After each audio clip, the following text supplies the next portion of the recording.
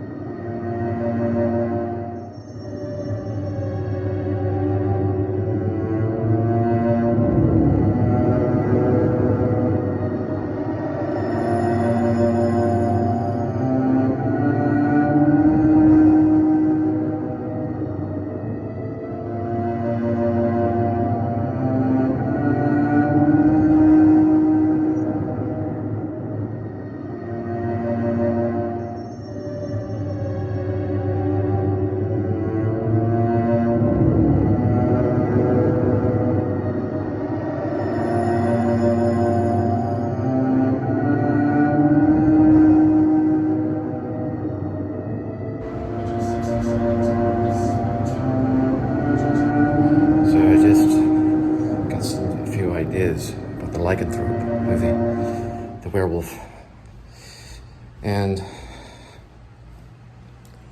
basically what's basically going to happen next. What the hell was that?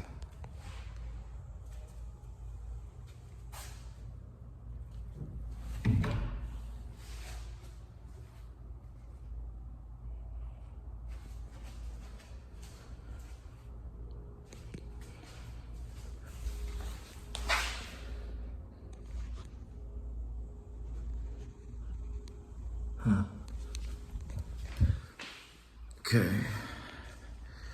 So, Gerald Oldman the III, the werewolf hunter, gets to Oregon.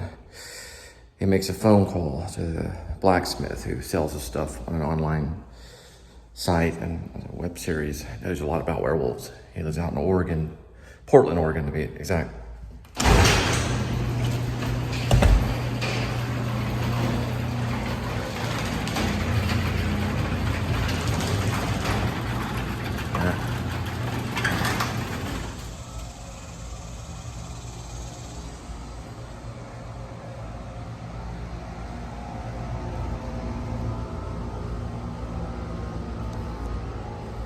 So, meets up eventually. It's the next segment I'm working on. So he flies all the way from England. He actually flies Air France because he had to make a stop in France. Do a little more research, a bit of research before he came to the States, and then landed in Oregon. So he took Air France to Oregon, Portland International Airport. He gets a hold of him. He orders the equipment that he needs, which is the silver dagger, the 38 special bullet silver. So he gets everything in silver. They have a kind of a little talk about submachine guns, but the blacksmith is not ready for that.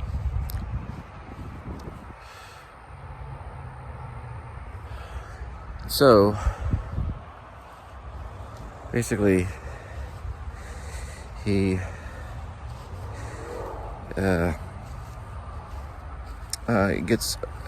he orders out the powder, the silver powder, for blowing in the werewolf's face, and the bullets.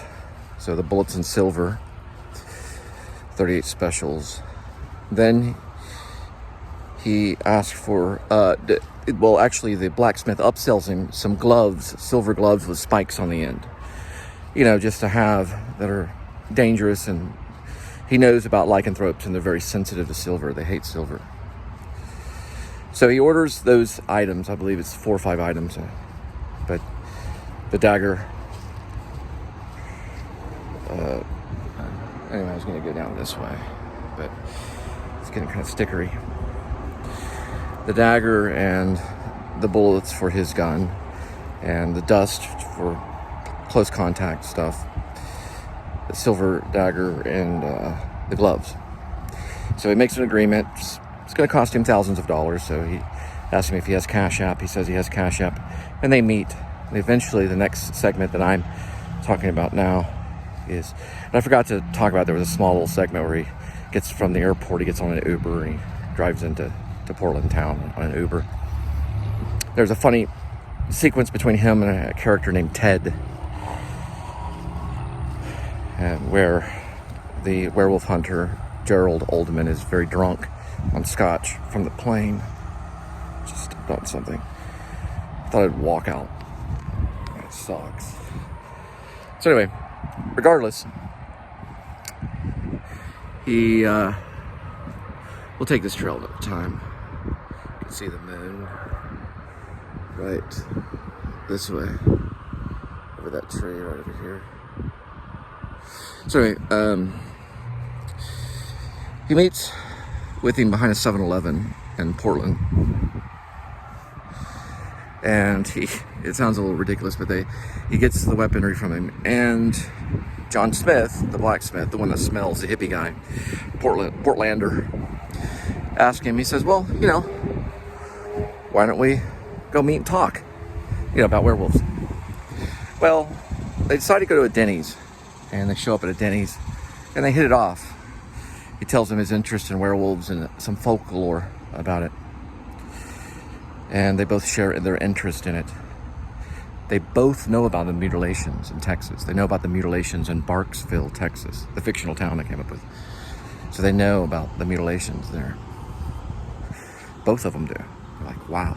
But one thing, ever since Gerald Oldman saw that UFC fight,